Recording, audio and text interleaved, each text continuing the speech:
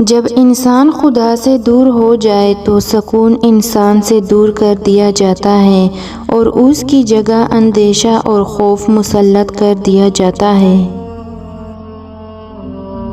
تقدیر سے لڑنے کی بجائے تقدیر بنانے والے سے دوستی کر لے، بن مانگے عطا ہوگا۔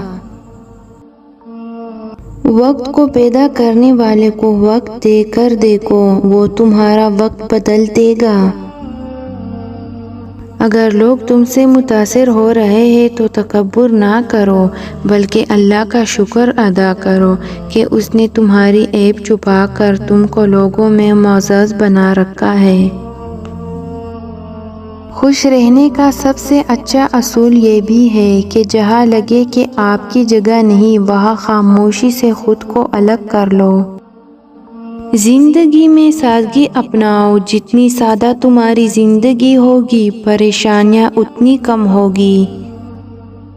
رحمت سے جنت بن جانے والی ہستی کو عورت کہتے ہیں۔ یقین مضبوط ہو تو اللہ کا ہر فیصلہ سکون دیتا ہے۔ سکھ میں جو کام آئے وہ رشتے ہوتے ہیں اور جو دکھ میں کام آئے وہ فرشتے ہوتے ہیں۔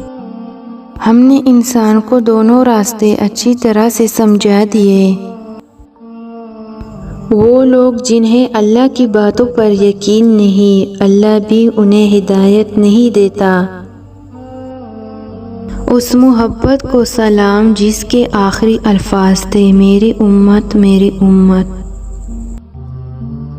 انسان خود عظیم نہیں ہوتا، اس کا کردار اس کو عظیم بناتا ہے۔